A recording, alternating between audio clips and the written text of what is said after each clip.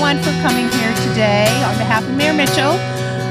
I'm Kristine Arsenault. I'm the Mayor's Assistant Chief of Staff, and he cannot be with us today. He is in DC.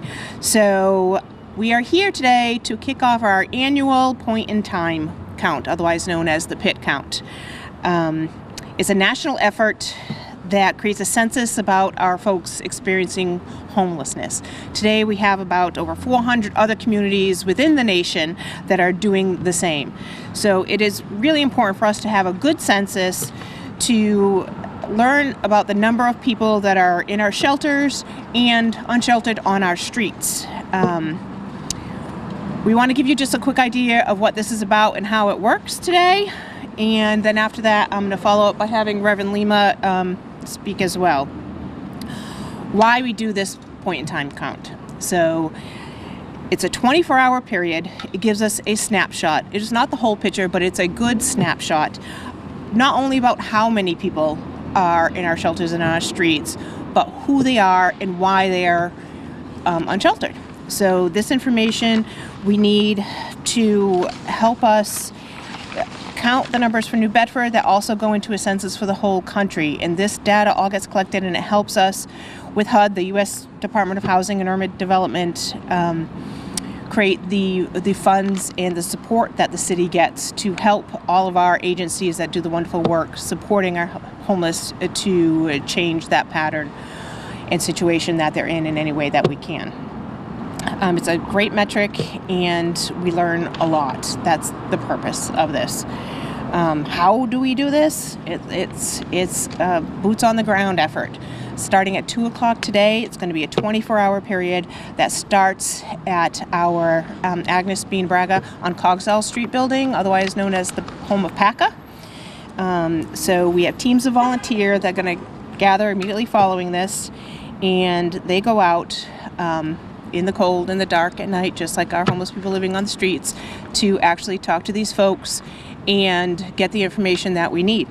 We have volunteers that not only gather the information on the data on sheets, but they also have coupons and food items and drinks and clothing and supplies, so that we're trying to address the needs that they have then, but trying to address the needs that they have going forward. Folks who also are homeless are provided with a street sheet.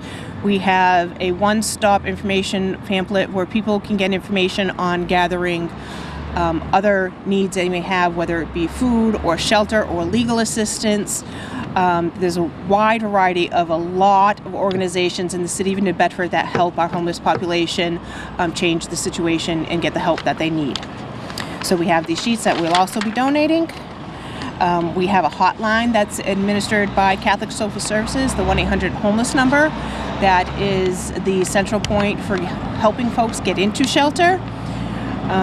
So there's just a wide variety, and I'm going to let Reverend David Lima speak to the process and how our homeless service provider network works with all of these great organizations that are here today ready to do this work in the next 24 hours. Reverend Lima? Good afternoon, and thank you for coming out. The point-in-time count is one of the most important things that we can do in terms of helping to find the services necessary and to be able to fund it. Housing and Urban Development actually uses the information that will be gathered in the next 24 hours to be able to determine exactly how much we need. The interesting thing, of course, is if we do a very good job and find a lot of people, what ends up happening is they say we're not doing a very good job and we got more homeless. If we say we are doing a better job and we don't find that many people, we end up being told you're doing a great job and you don't need as much money. The wisdom of government just astounds me each and every day. Bottom line, though, is every life, every person is valuable. Everyone has worth. And I don't care who you are, where you are, we care about you.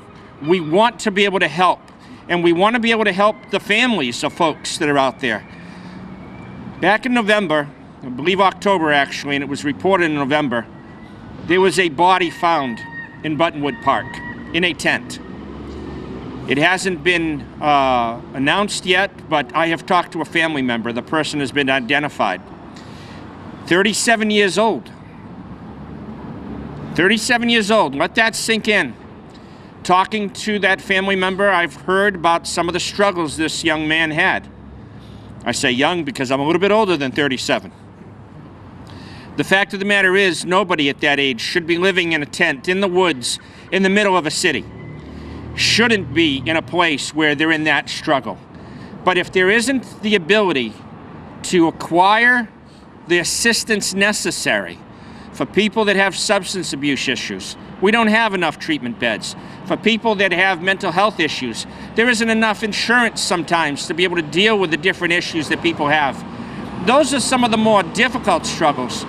But how about the family who, a family member, the breadwinner, male or female, whether it's a family with mom and dad or a two-person household that's bringing in an income, and somebody gets injured and doesn't have insurance, loses a job because of recession which existed before and still hasn't gotten back on their feet.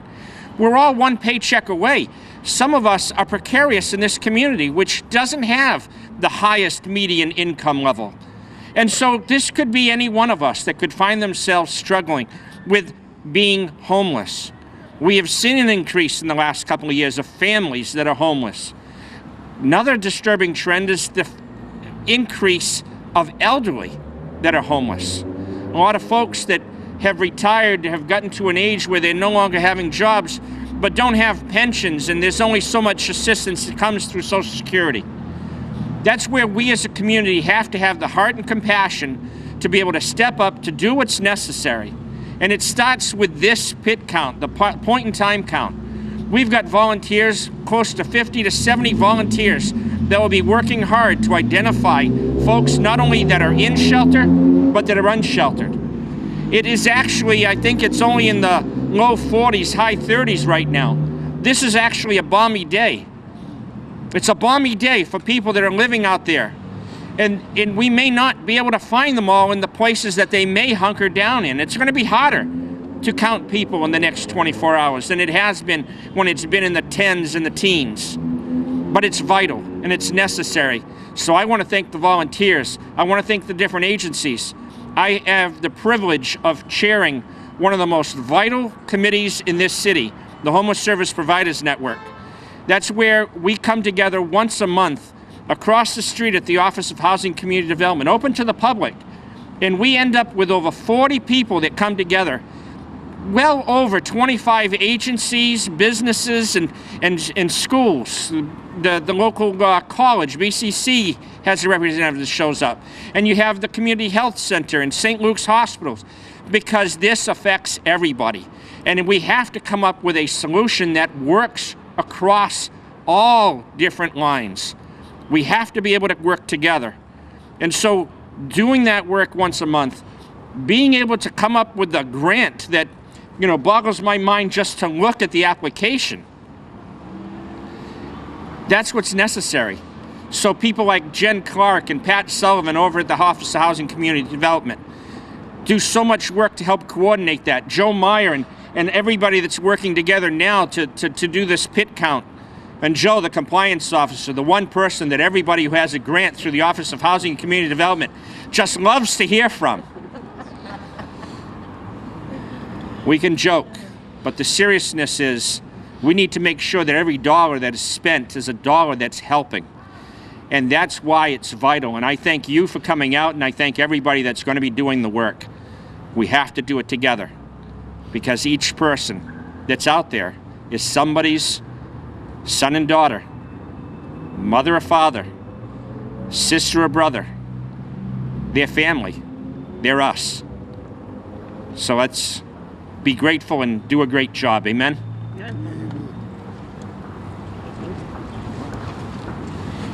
Okay, well spoken, Reverend Lima. Thank you so much. He touched on thanking a ton of people, and thanks to our fabulous Jen Clark in Community Development. She gave me notes to make sure I don't forget to thank anyone we have. But before I do that, I want to thank our Ward 5 City Councillor, Scott Lima, who's joined us here today. Scott, do you want to speak on behalf of the council? Sure. All right, just a moment. This is Scott Lima. Sure. I just have a few words to say. I'm brand new on the council, so I'm learning every day. But I did I made some campaign promises, and people say, "Well, that's something you shouldn't do," and I do it, and I stick by my guns. And I said I would reach out to Reverend Lima and to Mr. Alves at PACA, and these are folks that I'm going to be meeting with soon, so that I can see as a city councilor and as a city, as people together, we can just come together and help out as many folks as we can. So the work that's being done is very, very important. I want to thank everyone, all the volunteers on behalf of the City Council, and I assure you that I'm going to be reaching out to some folks so that I can see what I can do and what the City Council can do, because we're all one community. And I see the folks out there. I mean, I see folks on the streets. I mean, sometimes I can just be walking down the street, and I saw someone on School Street the other morning, Sunday morning. I was just walking down the street, and they're hunkered under a blanket. So this is real. All right, so thank you very much. Thank you very much. And we'd also like to thank our fabulous New Bedford Police Department. Our Chief, Joe Cadero, couldn't be with us today, but I know he will be concentrating on this effort the next 24 hours, as well as our community police officer, Scott Concesio. I would like to give a big thanks to Carl Alves, that is over at PACA, and he hosted all of the trainings and everything that goes into all the behind-the-scenes work that happens before this event takes place. Our Point in Time Committee co-chairs are Danielle Brown and Wendy Blues, and also Joe Maya, we've heard from, Jen Clark, give a big thanks, and of course our Director of the Office of Community Housing, Patrick Sullivan, and just all of our volunteers that are on the ground. I'd also like to give a special thanks to Ray from Catholic Social Services for our emergency shelter that's been opening more nights than we care to because of the frigid weather that we've had this winter.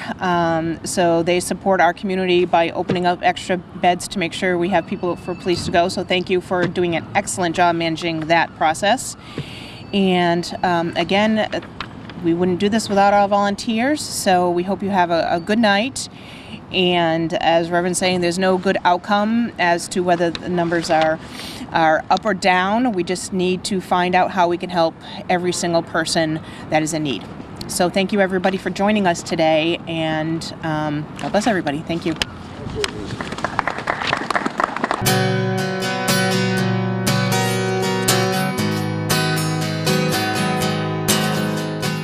Hi, I'm Taya Leone, and you're watching New Bedford Cable Network.